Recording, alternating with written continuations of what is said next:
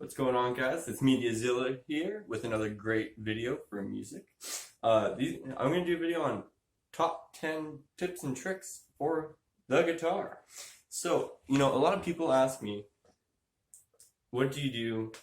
How do you do it? You got any shortcuts, tricks, anything that I can take from you? I've been playing guitar for a very long time. I'm 20 years old right now. I started when I was 5 or 6. And, a lot of friends asked me about this, and I thought, there's probably a lot of people on the internet too who are interested in this. So I thought, why not make a video? And so I kind of sat down, thought about it, made kind of a list here of 10 tricks and tips that I have available that will really help me get to where I am today in the guitar playing. And considering I've taken a lot of breaks from guitar as well over the years, the fact that I can still play as well as I do is kind of because of these tips and tricks I got here. So let's just jump right into it. So number 1, how to sit. So sitting is very important for the guitar. If you don't have the right posture, right now I'm just laid back, I can just go, something just chilling. But if I'm playing fast or, if I have to play something, I usually tend to sit up. Sitting up is one of the most important parts. You should have your butt to the edge of the seat. You should be, back straight. Posture is everything. It's just like playing piano. You have to have straight back, fingers out, and hand positions too. Depending on how you sit, some people sit like this, some people sit like that. But, you gotta find what's comfortable for you, but you also have to have a strong hand position. If you just kind of droop your hands everywhere, you're not gonna get. Sorry, turn the guitar on. You're just gonna get very. You gotta have not a. So that's really important. And number 2. Guitar pick. You need to know what kind of guitar pick you use. When I first started off, I just used whatever my dad had laying around on the floor. We had a couple amps, and there'd just be random yellow pick, green picks. I was like, oh, I'll go use the black pick because I like the black pick, or I'll use the white pick because, it's a white pick, or the yellow pick was yellow. So, whatever I was feeling that day is kind of the pick I used. But then, as I started learning more and more about guitar, I found out different people have different styles, different things. Some people use their fingers, some people use picks, some people, they have a lot of crazy picks that people use. For me, I use a 1mm pick. I do have a 2mm, 3mm one. I don't really use that as often. I kind of just leave it for friends to use because I just have a whole bunch of 1mm picks for myself. I find that I have big hands that it's kind of easier for me to hold. It's kind of thick. It's got a thick surface. I can kind of grasp it better. And the thing is, when I play, a lot of people play with the point end at the strings. Over time, I found that playing it sideways was more comfortable for me. So I kind of I play it like this. But for a long time, I actually only used my finger because one of my favorite guitar players is Zakk Wylde. And Zakk Wylde, he uses his fingernail. And, that's how I learned how to do pinch harmonics and all those crazy squeals with the whammy bar. And, but, the nails started, deteriorating, so I had to upgrade to a pick. So my dad uses 1mm picks, and I was like, well, can I try this pick? And he's like, yeah, sure. Because we shared guitars and everything. And now it's this is my pick. I will buy 1,000 of these before I buy another pick, or I'll just use my finger. I can use any other pick. 3, learn to read the music. One of the most important things that can help you in guitar is knowing how to read the music. A lot of people are oh, I learned it by ear. Or they go oh yeah, I just watched a YouTube video on how to play it. I've learned how to play a lot of songs from YouTube videos, and I learned a couple by ear, but knowing how to read the music is the most important part of the guitar. Because if you read those notes and you can convert it onto these strings, you can learn how to sight read. Like what a lot of people, like a lot of professional people do, is they have the notes and they can play any song because they just read it and they can transfer it on there without having to think about it. They just see it and they know.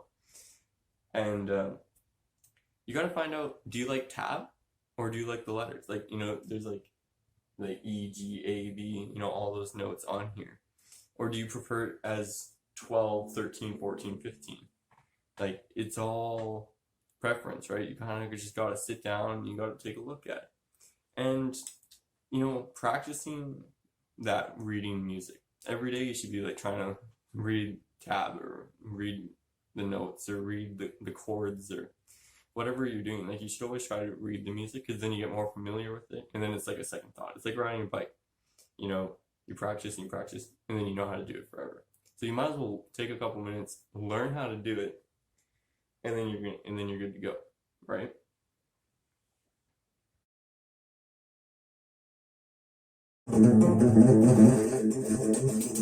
Number 4, start slow and build up.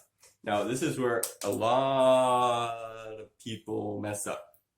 They go big. I made the exact same mistake when I grab my pick here. When I first started out on the guitar, I thought, oh, I'm just a god. I can just do whatever I want. And like one of the very first songs I learned was Paranoid. I learned oh, this is the wrong guitar. Yeah, this is in D standard, so it's not gonna sound like the song. But yeah, this, like, I learned Paranoid and I was like, oh my god, I'm so good at guitar. And then I was like, Master of Puppets next. And you know, Master of Puppets goes, and you know, that took a really long time. Like, I just wanted to be like, I loved Guitar Hero, I loved Rock Band. I just wanted to be the best guitar player because I loved guitar solos and I loved the heavy riffs and I loved the stage presence that guitar players had. And so I stuck it out, and you know, here I am now still playing.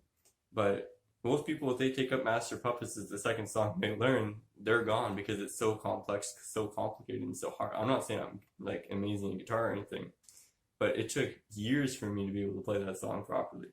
Like, it wasn't until like 2016, and I learned it in 2004, or not 2004, 2006, and you know, it took what, almost 10 years to master that song, and I regret it all the time because now I'm going back and learning like simpler songs, and it's like, oh, these are a lot more fun, and like, you know, they're not so hard, and people like to hear them. So, you know, don't set yourself up for failure, right? Like, you gotta build slow. Start off with those simple guitar riffs like Seven Nation Army and Black Dog, and you know, those simple songs that sound cool, and you can build up. There's no rush. You don't have to become Kurt Hammond or Zakk Wylde or, you know, anybody for that matter. Like, you don't need to become Jimi Hendrix overnight. You don't need to have you don't have to be going.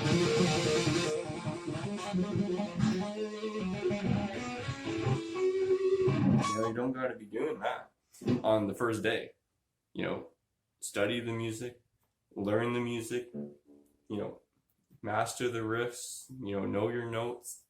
You know, rhythm is really important. I made a mistake of just learning how to play, and I didn't learn rhythm, and now I'm backtracking, learning the rhythms and learning how to, you know, keep time.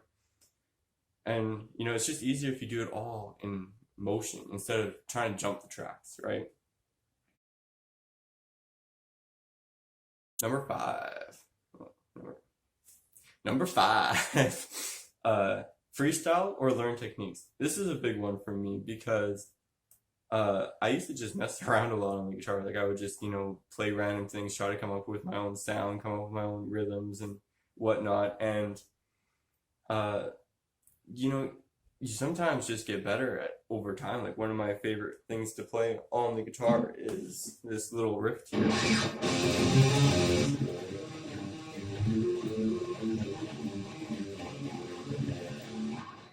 And it jumps, I'm triple picking, speed picking, and I'm going up and down like multiple notes at the same time while sliding down on the other hand of the guitar. Sorry, I didn't mean to blind you guys there.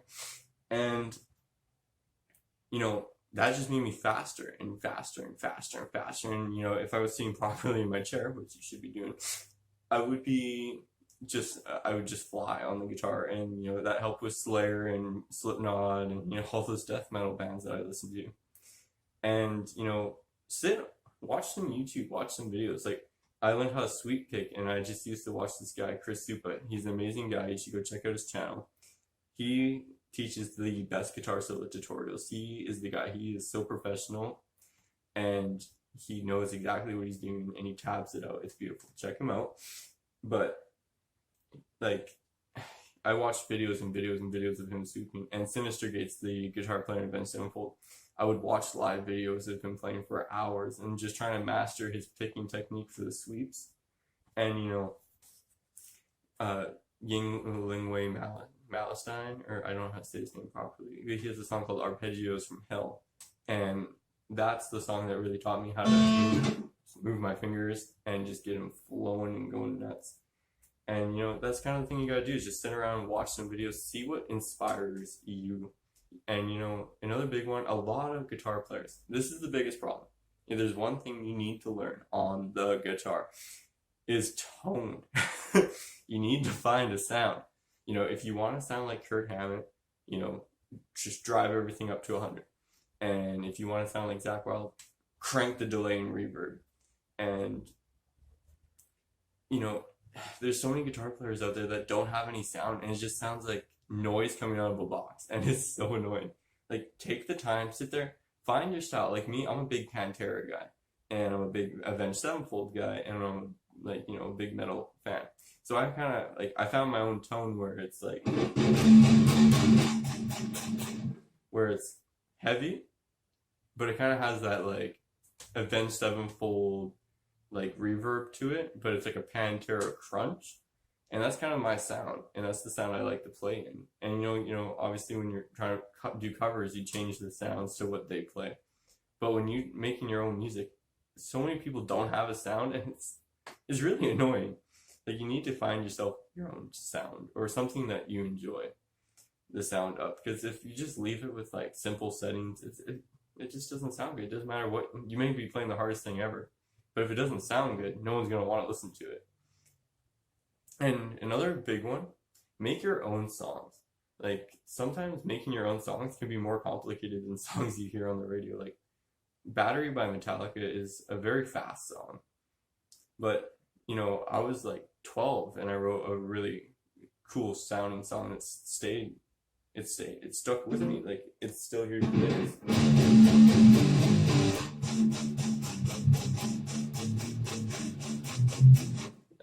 That's not crazy fast or anything cool, but that sounded cool. And I could play it, and people were like, "Oh, that's so cool, you wrote that?" And it was yeah, I wrote that. So it's not always just about being able to play the craziest song. Sometimes it's cool just to write your own stuff. And it's all about having fun. If you don't have fun playing the guitar, it's not going to be there. But the thing is, you have to work at these things, at these steps that I said, to get to the fun part. Because it's not going to be fun at first, because you have to learn everything. But once you know it and take the time to learn it, it's so much fun.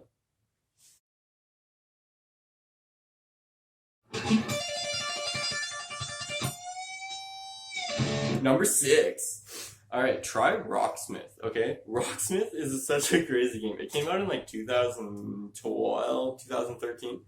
And it is insanely fun. They had a Rocksmith, and they have a Rocksmith 2014. Rocksmith 2014 is the game I recommend. Hopefully they bring out a new one. But for right now, Rocksmith 2014 is the newest one. It comes with about 30, 40 songs, like Rock Band or Guitar Hero.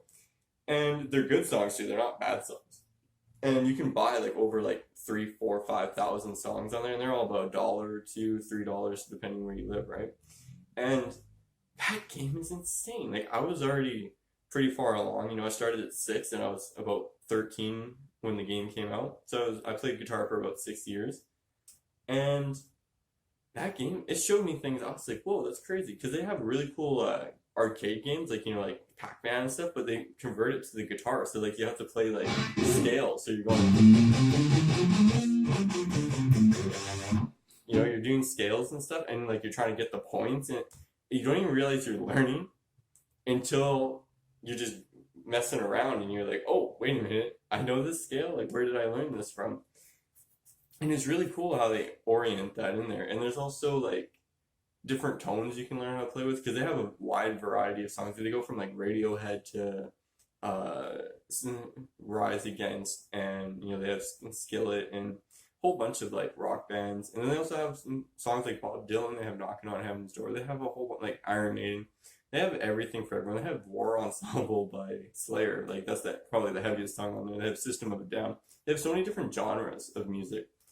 And it's kind of cool because you get to like try them all out and see the different tones and the different speeds, different styles, and you can see what works for you as well. And you might even find new bands that you like. Like I never knew who Oasis was, and they have a song called Don't Look Back in Anger, and like they're not a heavy band. They're very like popish but alternative rock.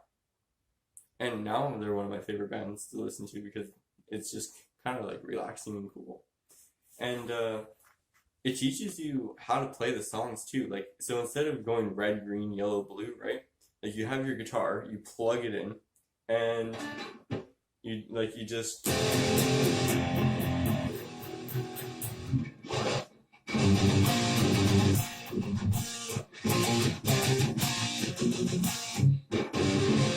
right? Like you just you play the song, and it's on the screen. Game is not very expensive. It's like $20-$30, and you can spend like $10 and get any song you want, and like on top of the 30-40 songs they already have. So definitely check that out because it's a big learning tool. Like I surprised myself. I was learning a lot of things that I didn't know, or things I did wrong that I thought I knew how to do right. So it's a really cool game. Definitely check it out.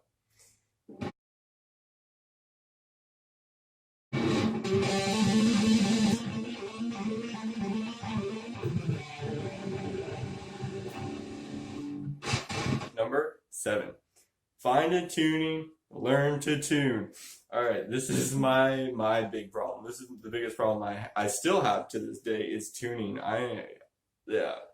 Like there's multiple tunings. Most songs are in E standard tuning that we all know and enjoy, right? But there's also D standard, which is this guitar. This is for like Motley Crue or Blood and Thunder. I can't remember what the band's called, or Sweet Mountain River. Those kind of songs. They play in D standard. Then there's like C sharp and C standard, and drop B, which is Slipknot, and E flat. That's like Rat and Slayer and stuff. And a lot of people don't know how to tune. That's myself. I never bothered to learn how to tune because my dad always did it for me, and he has a very good ear for tuning. But definitely buy a tuner. A tuner is one of the most important things. I have mine on my amp. A lot of amps do come with them, or like you can just buy one on Amazon for like $10. But tuning is cool too because you can play like a song, like an Avenged Sevenfold song, for instance. And it's in E standard, and when you play it in D standard, it's heavier and darker, and it's kind of cool, like how just bringing the strings down a couple steps can influence like such a different tone of the song, because it's supposed to already be an angry song, but now it's just like it's dark and cool. So tuning is a big one, and if you have like a whammy bar, you're gonna have a different kind of like plug there. So like not plug, I don't know what it would be called, but like it's where like the strings sit in, like the little ball sits in it. But on like Floyd Roses and stuff, you have to cut those off and put them in, and then it locks into the Floyd, and then you have to string it and fix the bridge so it's flat, and it's a lot of work. And then there's like fixed bridges where you just run it through and you don't have to cut the circle pieces off, and they just come out the back. And it's you gotta find what guitar works for you, because personally, if I had to tune all my guitars, I'd probably have fixed bridges, but almost all of my guitars are with whammy bars, because I like the kind of noises, like Dimebag sounds. Alright.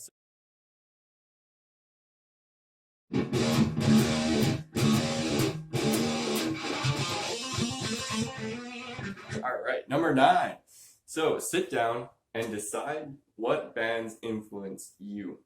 For me, growing up, Randy Rhoads was number 1. That Paranoid live guitar solo and Mr. Crowley and, you know, all those old 84 songs, that was insane for me. I loved Randy Rhoads. Randy Rhoads is probably one of my favorite guitar players. And same with Zakk Wylde. He's also one of my big ones, like, because, you know, obviously he didn't write Bark of the Moon, but when he did his version of Bark of the Moon, I enjoyed that a lot more. And another big one for me is like Seven from Slipknot, because he has like that, you know, that chug. I like that too. And you know, like there's so many guitar players like Jeff Hanneman and Kurt Hammett. Uh, there's just too many to name. The guy from Arch Enemy, I can't remember his name. Marty Friedman. So many people have influence on me because I love guitar solos. Guitar solos are kind of my thing. And just recently I've been getting into like doing the riffs and stuff. And you know, the crazy thing is like you don't realize until someone points it out to you that you sound like those people. Because if my heavy influence is Randy Rhoads and like Sinister Gates, that's one of my number ones. You get those sounds and people are like, oh, it kind of reminds me of that, and you're like, really? Like, you know, that's one of my favorite players. Like, that's such a big compliment, and like that's kind of cool. So like, if you're like a Jimi Hendrix guy and you go for that Jimi Hendrix sound, you want to be that style of music, you know, like you gotta sit down and just listen to everything and see what you like and what you don't like. Like when I was younger, I hated metal music. It gave me a headache, and I hated the screaming, but I loved the guitar. Now I like the screaming and all that. But back then I can't stand the screaming. I love just that heavy, you know,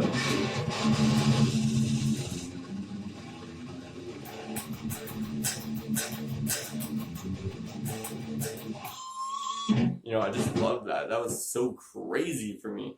That was insane. Like I was like, what? I'm like, and then like you see them all dressed up in the scary clothes, and obviously I don't have like the long crazy hair and stuff, but like for me, I just wanted to be on stage and I just wanted to play for those guys. It was just so cool what they did. So like I took a lot of influence and I spent a lot of time learning how to do it. Cause like when you find the people that you like, you want to learn their techniques, right? Like if I like death metal and heavy rock and stuff, not knowing how to triple pick and speed pick and stuff, that would not be very good. So you kind of just gotta sit down and figure out who you enjoy, what they're like, what different styles they have, and try to figure out their techniques, because then they can help you better yourself as a guitar player.